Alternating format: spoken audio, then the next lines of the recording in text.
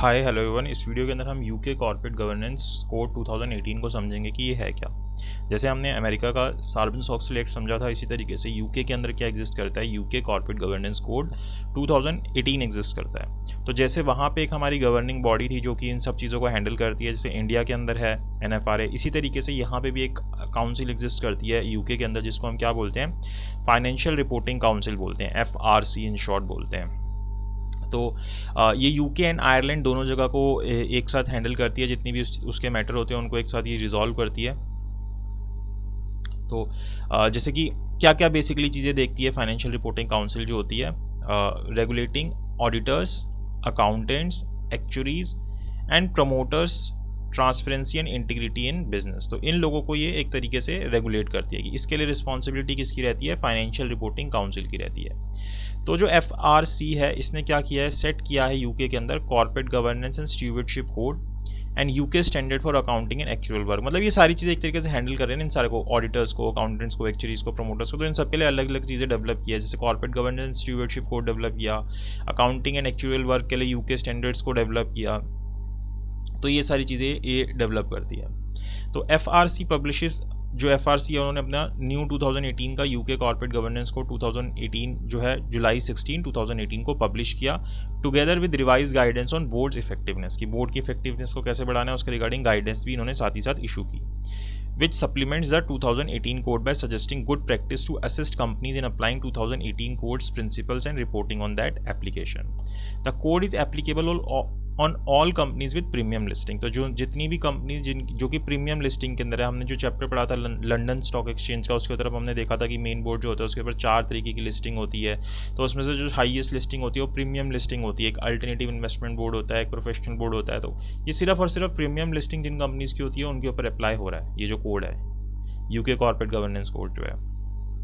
चाहे वो company UK में इनकॉर्पोरेट हुई हो या कहीं और इनकॉर्पोरेट हुई हो, उससे कोई फर्क नहीं पड़ेगा। वो यहाँ पे लिस्ट हो रही है तो उसके ऊपर अप्लाई हो जाएगा। The new code applies on accounting period beginning on और आफ्टर 1 जनवरी 2019। तो इसके बाद से ये सारी कंपनीज के ऊपर जिनकी भी प्रीमियम लिस्टिंग है, चाहे वो कंपनीज कहीं पर भी इनकॉर्पोरेटेड हो, उनके ऊपर ये अप्लाई हो जाएंगे। तो देखते हैं कि इसके अंदर कुछ हमें प्रिंसिपल्स बेसिकली दे रखे हैं, तो वो प्रिंसिपल्स हमें फॉलो करने होते हैं। तो सबसे पहले board leadership and company purpose के अंदर इसने हमें क्या बता रखा है, अराउंड कितने हैं ये, 5 ये हैं,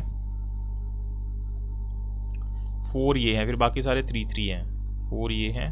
तो 9, 10, 11, 12, 13, 14, 15, तो 18 हो जाएंगे इन टोटल। ये 18 है हमारे पास ये इन टोटल। तो आराम से इसको एक बार आप बैठ के समझोगे तो आ जाता है, कोई बहुत मुश्किल नहीं है, ये बैठ जाएगा माइंड में। तो सबसे पहले board leadership and company purpose के बारे में बात की है। तो इसने सबसे पहले क्या बोला कि एक सक्सेसफुल कंपनी किसके थ्रू लेड होगी, कौन उसको आगे बढ़ाएगा।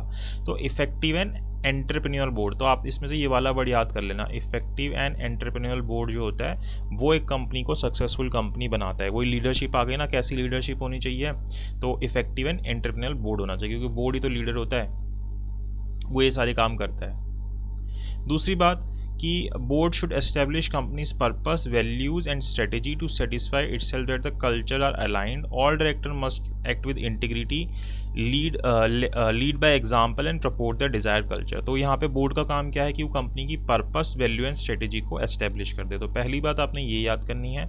दूसरी की वो जो बोर्ड है वो क्या करे, कंपनी के पर्पस, वैल्यूज एंड स्ट्रेटेजी को एस्टेब्लिश कर दे और सेटिस्फाई करे कि उसका कल्चर जो है वो अलाइंड है इसके साथ। तो ये वाला वर्ड आप याद कर सकते हैं। तीसरी बात आती है, the board should ensure that necessary resources are in place for the company to meets objective. तो ये आपने तीसरी बात याद करनी है कि जो बोर्ड है वो क्या इंश्योर करेगा कि जो कंपनी के नेसेसरी रिसोर्सेज है, जो भी उनको चाहिए अपने ऑब्जेक्टिव को पूरा करने के लिए, अपनी परफॉर्मेंस को मेजर करने के लिए, वो अपनी जगह पे हैं।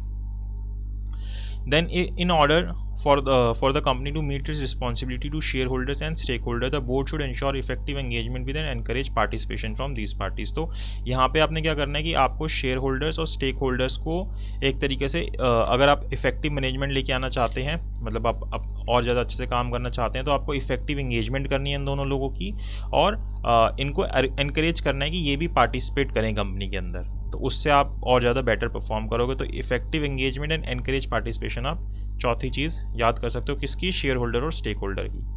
पांचवी चीज़ आती है, the board should ensure that workforce policies and practice are consistent with companies value and and support its long term sustainable success. तो जो बोर्ड को क्या इंश्योर करना है कि जो वर्क प्लेस पॉलिसीज़ हैं वो किससे मैच कर रही है, कंपनीज़ की वैल्यू से मैच कर रही हैं। तो ये वाली बात आप याद कर सकते हैं कि वर्कफोर्स पॉलिसीज़ कंपनीज़ की वैल्यू से मैच करें, कंसिस्टेंट हो उसके साथ। तो ये आपकी board leadership and company purpose के अंदर आ जाएगा। आगे क्या इन्होंने प्रिंसिपल्स दिए डिवीजन ऑफ रिस्पॉन्सिबिलिटी के रिगार्डिंग। तो सबसे पहले चेयर के बारे में बताया, क्योंकि वो चेयरमैन होता है, एक तरीके से हेड होता है बोर्ड का भी।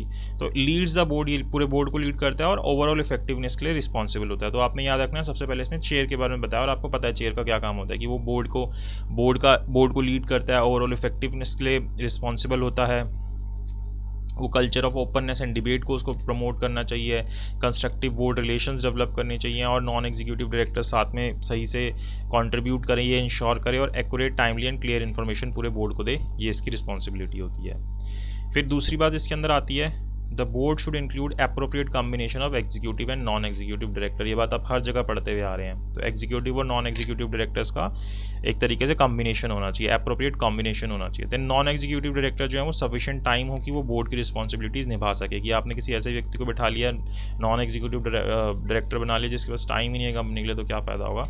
एंड बोर्ड के अंदर कंपनी सेक्रेटरी होना चाहिए, should ensure that it has policies, process, information, time and resources it need in order to function effectively and efficiently. तो इफेक्टिवली एंड एफिशिएंटली काम करने के लिए ये सारी चीज़ें सही से ऑर्डर के अंदर हैं। तो ये चार बातें आपकी सेकंड हो गई, जहाँ पे आपने क्या देखा था, डिवीजन ऑफ रिस्पॉन्सिबिलिटीज़ के बारे में देखा था। पहले आपने 5 बातें board leadership and company purpose के अंदर देखी, देन डिवीजन ऑफ रिस्पॉन्सिबिलिटी। अब 3 बातें आएंगी जो आपको इजीली याद हो जाएंगी, कॉम्पोजिशन, सक्सेशन एंड एवोल्यूशन। तो जो बोर्ड की अपॉइंटमेंट है वो formal, rigorous and transparent procedure होना चाहिए उसका, और एक इफेक्टिव सक्सेशन प्लान होना चाहिए बोर्ड के थ्रू। ठीक है, सक्सेशन प्लान तो वही होता है ना कि अगर कोई किसी पर्टिकुलर टाइम के ऊपर कोई जैसे डायरेक्टर की डेथ हो जाती है, रिटायर हो जाता है, एक्सपायर होता है, इस तरीके की कोई चीज़ होती है, तो उसके लिए हम आगे एक जनरेशन को तैयार करते रहते हैं कि जैसे ये हटेगा उसकी जगह पे हमारे पास कोई ना कोई कंपनी के अंदर ऐसा व्यक्ति अवेलेबल हो जो उसकी जगह पे आके बैठ सके। तो उससे एक फ्रेश पर्सपेक्टिव भी आ जाता है और इंस्टीट्यूशनल चीज़ें भी आ जाती हैं। तो उस तरीके से हम सक्सेशन प्लानिंग करते हैं। तो सक्सेशन प्लानिंग भी होनी चाहिए। अपॉइंटमेंट आपकी कैसी होनी चाहिए डायरेक्टर्स की, formal, rigorous and transparent procedure होना चाहिए। दूसरी बात, the board and its committee should have combination of skills, experience and knowledge. तो जो बोर्ड ऑफ डायरेक्टर हैं, उसकी कमेटीज़ हैं, उनके अंदर क्या होना चाहिए, स्किल, एक्सपीरियंस एंड नॉलेज होनी चाहिए। और तीसरी बात आती है कि इनका एनुअल एवोल्यूशन होना चाहिए। फिर audit, risk and internal control के बारे में आता है। The board should establish formal and transparent policies and procedure to ensure independence and effectiveness of internal and external audit function. तो दोनों ही तरीके से इंटरनल और एक्सटर्नल ऑडिट फंक्शंस की इंडिपेंडेंस को, इफेक्टिवनेस को इंश्योर करना है बोर्ड को। दूसरी बात, बोर्ड जो है should present a fair, balance and understandable assessment of companies position and prospectus. तो ये सेकंड चीज़ बोर्ड को करनी है कि प्रेजेंट करना है fair, balance and understandable assessment. तीसरी बात आती है, board should establish procedure to manage risk, oversee the internal control framework and determine the nature and extent of the principal risk of the company is willing to take in order to achieve its long term strategic objectives। तो board को ये चीज़ establish करनी है, इसका procedure establish करना है कि किस तरीके से रिस्क को मैनेज करना है, इंटरनल कंट्रोल फ्रेमवर्क को ओवरसी करना है और nature and extent of principal risk को देखना है कि कंपनी कितने तक ले सकती है, उसको विलिंग है उस रिस्क को लेने के लिए, कि वो लॉन्ग टर्म स्ट्रेटेजिक ऑब्जेक्टिव्स के रिगार्डिंग। और रेम्यूनरेशन के बारे में आती है। तो जो रेम्यूनरेशन है उसकी जो पॉलिसीज और प्रैक्टिस है वो कैसी होनी चाहिए, promote long term sustainable success होनी चाहिए। इस तरीके की हमें रेम्यूनरेशन को बनाना है। और जो प्रोसीजर होगा इसका फॉर्मल एंड ट्रांसपेरेंट होना चाहिए। Policy on executive remuneration and determining director and senior management remuneration की किस तरीके से आप उसको डिटरमाइन कर रहे हो, एस्टेब्लिश कर रहे हो, उसका प्रोसीजर एकदम ट्रांसपेरेंट होना चाहिए और सही होना चाहिए। और तीसरी चीज़ आती है, director should exercise independent judgement. Director क्या करेंगे, इंडिपेंडेंट जजमेंट एक्सरसाइज करेंगे, डिस्क्रिशन को एक्सरसाइज करेंगे when authorising remuneration outcomes, taking account of company and individual performance and wider circumstances. तो इन सब चीज़ों को ध्यान में रखते हुए अपने डायरेक्टर जो है रेम्यूनरेशन डिसाइड करेंगे। तो ये 18 प्रिंसिपल्स आपको दिए गए हैं किसके, यूके कॉर्पोरेट गवर्नेंस कोड के। इसको 3-4 बारी आराम से बैठ के रिवाइज करोगे, आपके माइंड में बैठ जाएंगे, थोड़ा सा टाइम दोगे तो हो जाएगा। ठीक है, तो ये यूके कॉर्पोरेट गवर्नेंस कोड हो गया। इससे पहले हमने सार्बन-सॉक्स सिलेक्ट किया था। इसके बाद हम ऑस्ट्रेलिया का करेंगे कि ऑस्ट्रेलिया के अंदर किस तरीके से कॉर्पोरेट गवर्नेंस की जाती है। तो आई होप आपको ये वीडियो अच्छी लगी तो प्लीज़ लाइक कीजिएगा, शेयर कीजिएगा एंड चैनल को सब्सक्राइब जरूर कीजिएगा। Thank you so much for watching this video.